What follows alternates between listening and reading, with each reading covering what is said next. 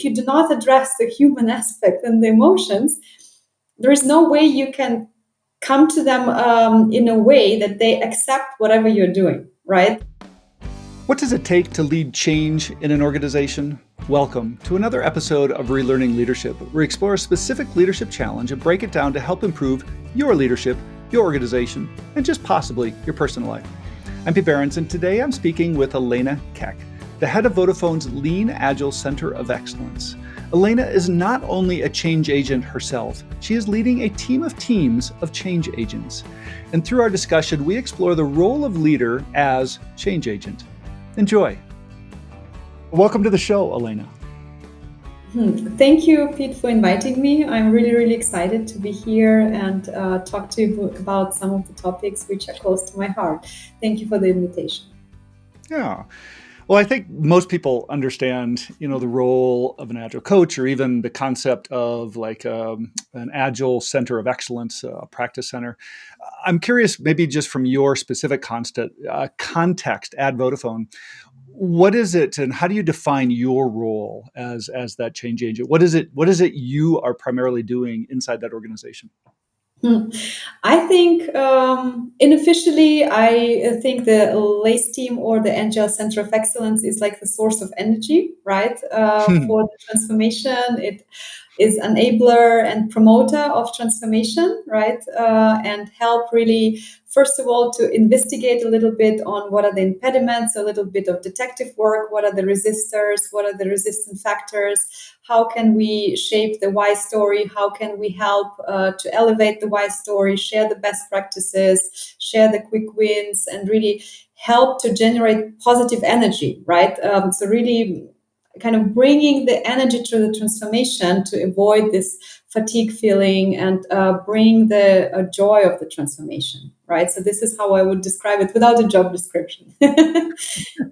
I love the human dynamics you're putting into that, the joy, the energy, the people side of that. I mean, we often think Agile's a process, it's a set of tools, it's frameworks, it's an engine of working together. And I think what you're really describing is a much more human condition. Do you see that in your role and also in your team that is a focus?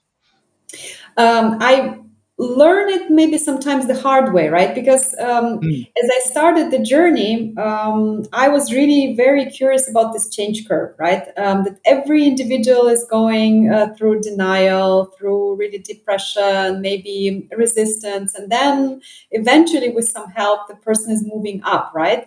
And if you are part of the Agile Center of Excellence, you don't have one person, you have like hundreds of people or thousands of people. They're going through their emotional journey, and you realize that you can preach, you can teach, you can coach, but as long as they are in this denial phase, right, if you do not address the human aspect and the emotions, there is no way you can come to them in a way that they accept whatever you're doing, right?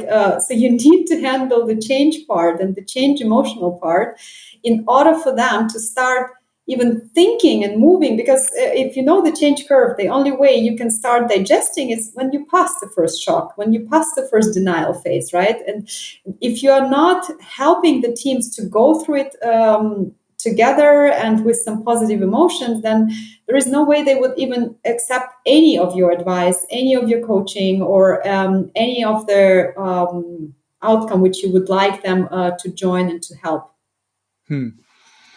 Yeah, I mean, what you're describing, right? Every organization's a human system, and to change the system, we've got to change the humans in that system. So you're describing I would call that the J curve effect, right? You have that little the dip of maybe productivity, and even describing denial and delusion or some aspect of resistance. What is it you see they're resisting? What is it? Just change in general, or is it a specific type of change? Is it the fact that they're not responsible and empowered on that change? What is it you see primarily as that pushback? There are a lot of things. So I think on the one side, it's this business with the running the business versus growing the business, right?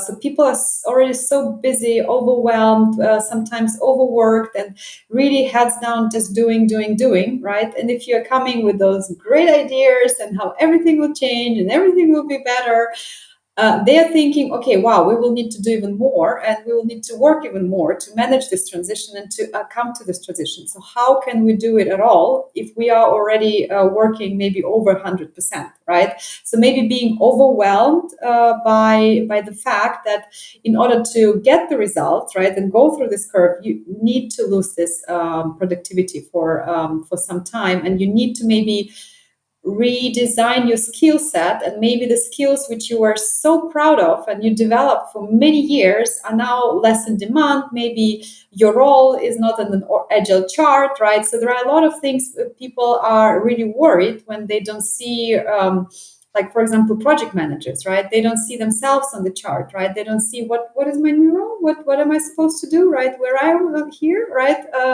Or the managers, right? So a lot of people do not see exactly explicitly their icon, right?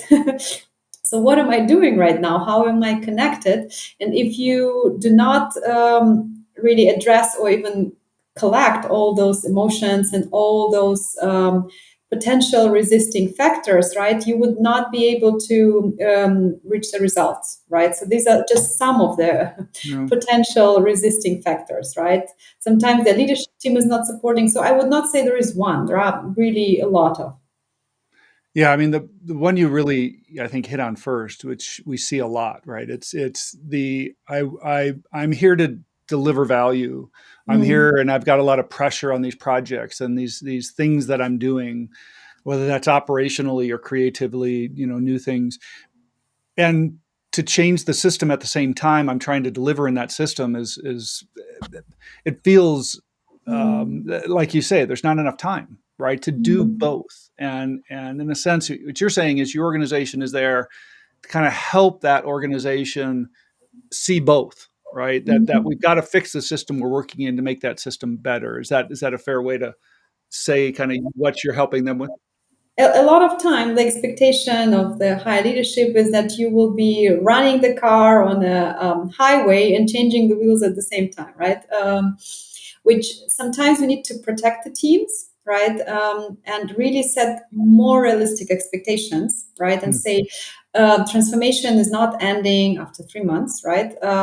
Not even after 6 months, right? So it is nothing which you can just check the box and do. So setting expectations, setting the stage, saying that it will take a while, that we will need time, we will need to upskill the teams, right? And creating this roadmap of maybe gradual change rather than maybe a sudden change. These are some of the things we are trying out. Yeah. Well, I know Vodafone works in a very difficult industry, right? The telecom space is very competitive, right? The telecom space has unreal expectations of reliability and uptime, right? In terms of the operational side of that business, what is it? Do you work in just part of that system where you're focused a little bit more on the creative and new product development delivery side? Or is this really something that you're seeing kind of across the spectrum of the business in terms of both, the runtime side as well as the creative new development side? So we have different transformation initiatives within Vodafone, which started many years ago in different areas. And some of them is what you describe the networks area, right? Some is, for example, in different markets or consumer and business area, right? Addressing different customers. So it is going on in all the multiple areas which you were Yeah. referring to, including the networks. It has different speed, it has different focus, but what we did 2 years ago, we brought it all together into one community of change agents, which we call Enterprise Center of Excellence, so Enterprise Lean-Agile Center of Excellence, where the change leaders from networks, from Vodafone Business, from the consumer side, from Vodafone Learning Organization, from our biggest markets like Germany, they come together and really discuss the common challenges, discuss their approaches, share the best practices, and Hmm. focus on topics which are relevant for all of them, right? So we bring them together for alignment, sharing, and bringing the ideas together. So it's not only in their innovation lab, right?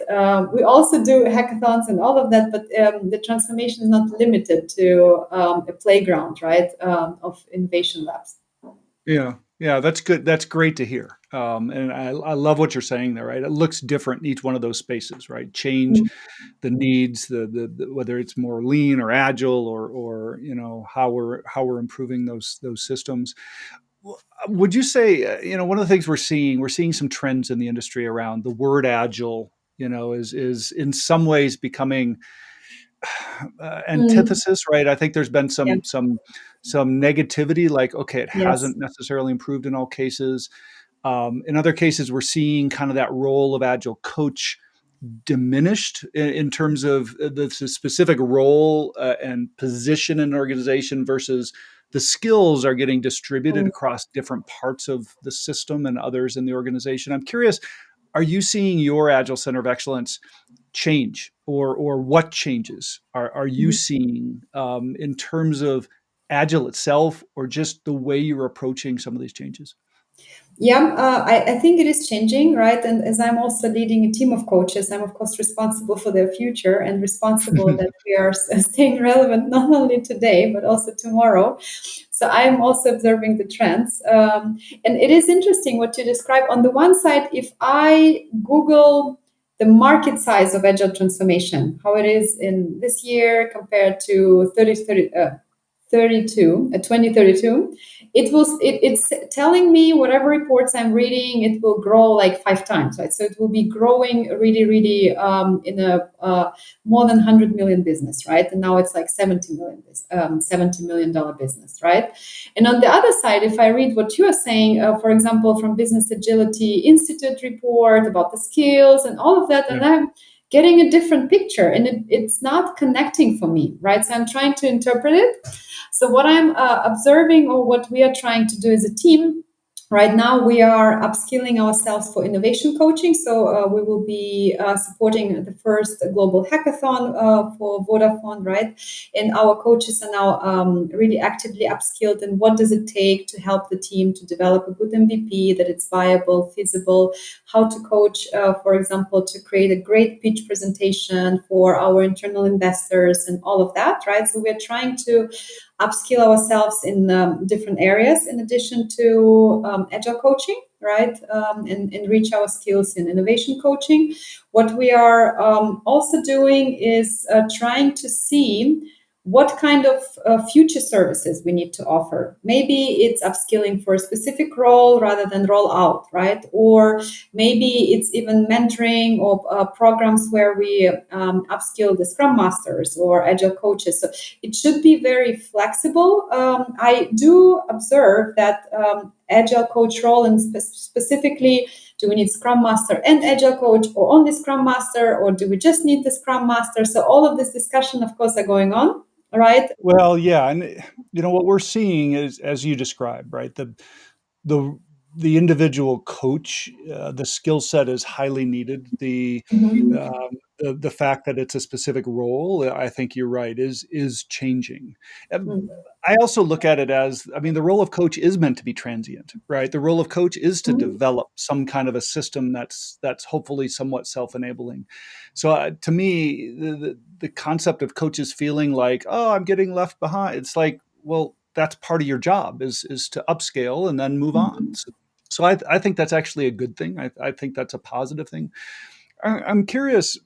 One of the things we see a lot in these larger organizations is maybe the conflict or the intersection between the leaders in the organization, those who have defined power, right, in terms of division, department, head of, these types of titles that are in charge of some part of the system, and the Mhm. coaches and transformation agents who are coming in to help tweak that system. I'm curious if you would share with us maybe a little bit of the conflict or the challenges you might see between those roles trying to work together. Mhm. Yeah, I think you are describing reality, right? There is, of course, natural friction, right? Because a lot of times the biggest change in the whole system is not for the team, it's actually for leadership and management roles. Yeah. Right. Therefore, they perceive that agile coaches are focused on the teams and everything is working for the teams, but actually they need to have a much bigger say and being much more engaged and be part of the transformation. So what we are trying to do are different things. On the one side, educating the leaders, right, and bringing them their at least the knowledge.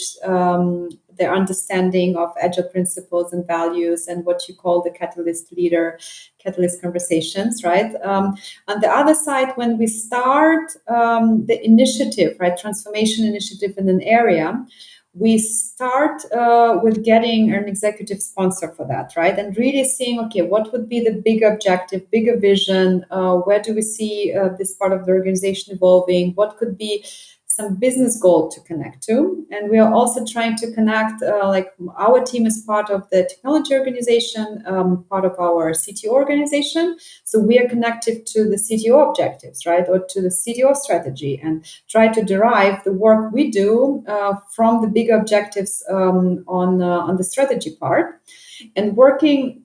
For example, if we get an executive sponsor for one initiative, we try this person to nominate people of trust who we can work with, and also agree on the scope and agree what would be important, what will we do in the next quarter, what would we do in the upcoming month together, and all the time saying we are enabler, we are helping facilitating the change, we can do on the ground job and also fulfilling some of the roles, but the transformation ownership and the success, it needs to come from the delivery organization, right? It needs to come from Mm. leaders, kind of trying to set this expectation. It is a longer journey to make this expectations sit. It's like planting the seed, right? But it's a very long growing tree, right, which takes a lot of years to grow. But we're trying to at least all the time setting the expectation, right? Okay, we're enabling, but we still need you in the driver's seat. We need to come back to you, for example, to assign business value to what we did, right, or to define the acceptance criteria for what we need to do, right? So not to do it in isolation from them. Yeah. I think you're describing exactly why Agile Leadership Journey formed, right? It's leaders tend to trump everything else, right? So Mm, if whatever we bring into a system, if there's not a growth mindset oriented executive sponsor or leader in that system, it's not going to go anywhere. And I think what you're mhm, describing is exactly that. Unless we're able to educate, inspire, mhm. catalyze leaders to take a journey on their own, the rest of that part of that system most likely won't be coming along for the ride. Yeah, or sometimes, yeah, if it starts and there is a reorg in a different, like it all falls apart, right? It is, it is really, it has such an influence, right? You just grow this tree, and then there is a reorg, and a different leader comes to something which was already existing, and it really start falling apart. Job security, I think. Yeah.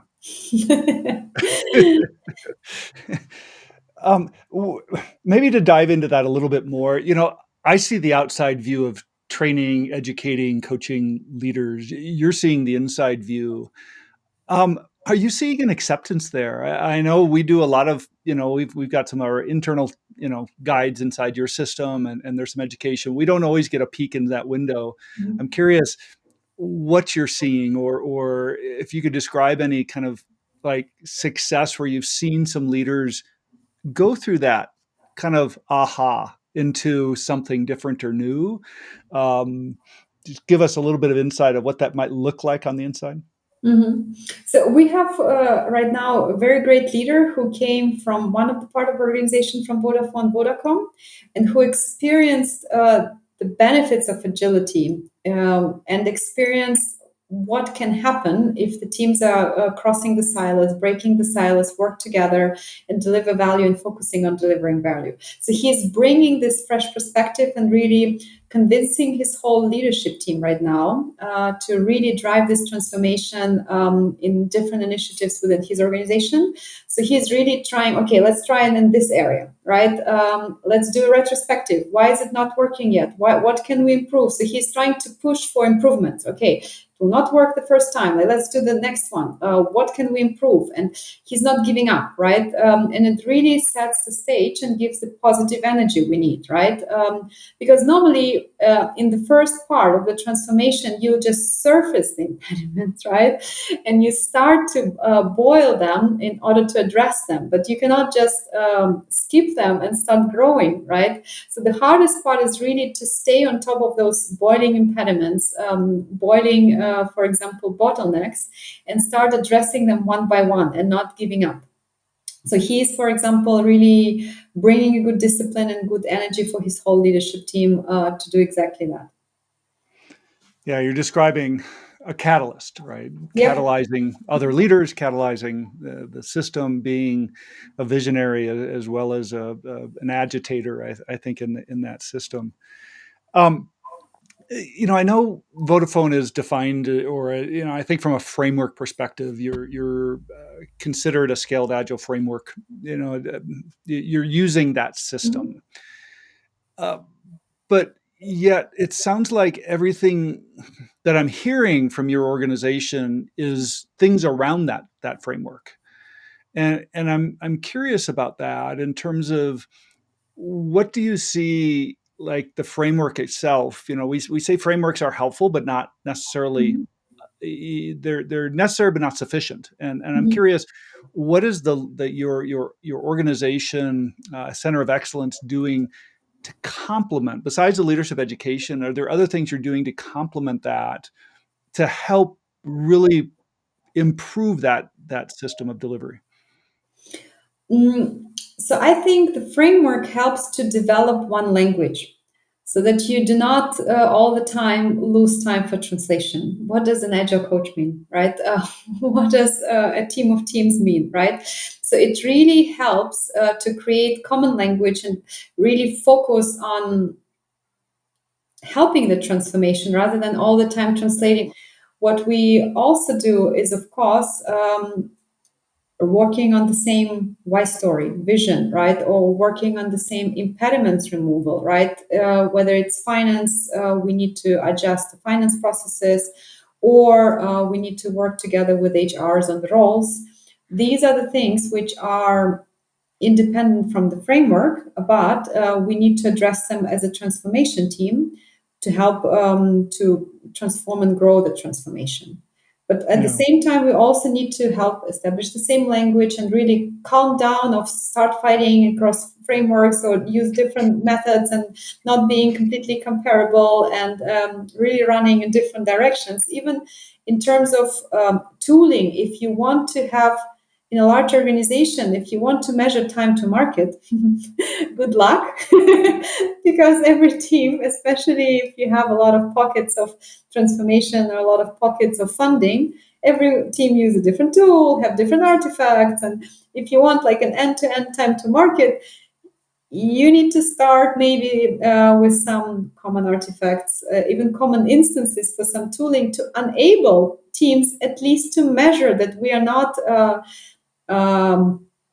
we're not staying still, but we are, for example, reducing the time to market and shrinking the time to market. All this enablement needs to be done by those change agents, because this is something which will never happen automatically.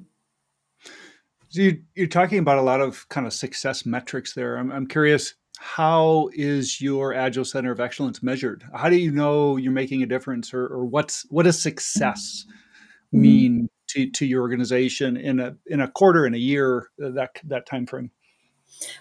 This year we started to experiment with OKRs, right? So we said, okay, what could be 3 or 4 objectives which we want to deliver as a team within the 1 year horizon, and how can we contribute it with our quarterly objectives or our PI objectives?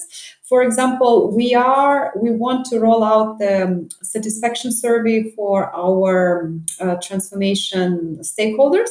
right? So we will be rolling out an MVP of a satisfaction survey to get the feedback from them, and so that they can measure our success and provide us with regular feedback loop. We are measuring the training net promoter score. So in every training, at the end of the training, we are asking how whether they would recommend our training team to their colleagues, right? Because training creates the pipeline maybe for future transformation, for future initiatives which we can support. So it's kind of our pipeline. So we use a lot of leading indicators, because if you want, as I mentioned, to measure time to market and to improve time to market, it will take 2 or 3 years.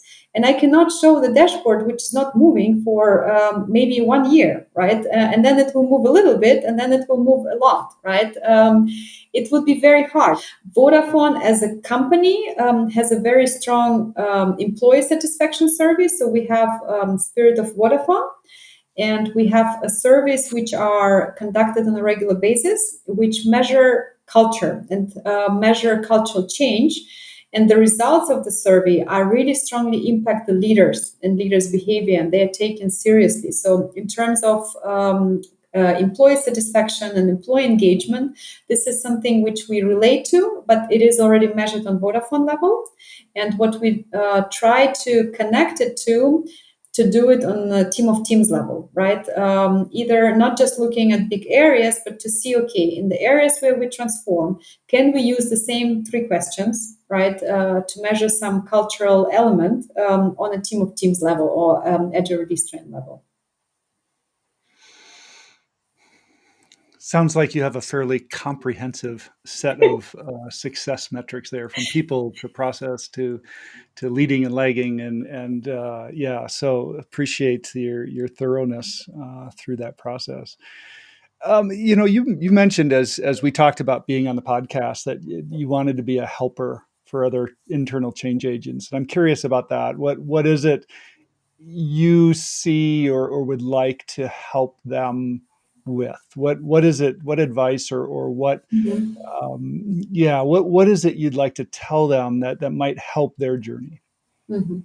So I think the biggest advice I would give them, as I started, that for me, change agent is a source of energy, right? So the change agent need to keep their energy high, right? They cannot really they cannot get out of breath, right? Because if they are not motivated and if they are not convinced about the transformation, or if they are very upset after every setbacks, so setbacks are normal, right? Impediments are normal. We need to kind of live with them and not being all the time upset about them, right? You need to help yourself to get this positive energy, because if as a change agent you lose it, you will not be able to help the organization, right? So just take their impediments in a way that motivates you to innovate to solve them, rather than really take it as a ceiling you cannot cross at all, right? And really embrace yourself with the environment of change agents who can keep you positive when things are getting hard, right? Because normally you will never have like this aha moments from the others, right? You need to have this um, change agent team, or because transformation is a team sport, who can help you when you're struggling, when you have difficult moments, who can really uplift you so that you can uplift the organization. Yeah, I think what you describe. I see so much in organizations, right? They feel so isolated. Different departments, divisions, they don't learn from each other, and it's great to see you building a community internally for those change agents to have a support system. We do that externally for change agents working with organizations such as yours, but yeah, it's such a critical aspect of that change agent role is to not get isolated too much, and it can become overwhelming and challenging, I can see. Yeah, I would say that my message for the 2024 is that giving up is not an option. You need to keep going. You need to keep learning from your transformation mistakes, from your transformation successes. Create a guiding coalition. Put the transformation as a transformation sport and your mantra. and help the organization to overcome the challenges and not give up.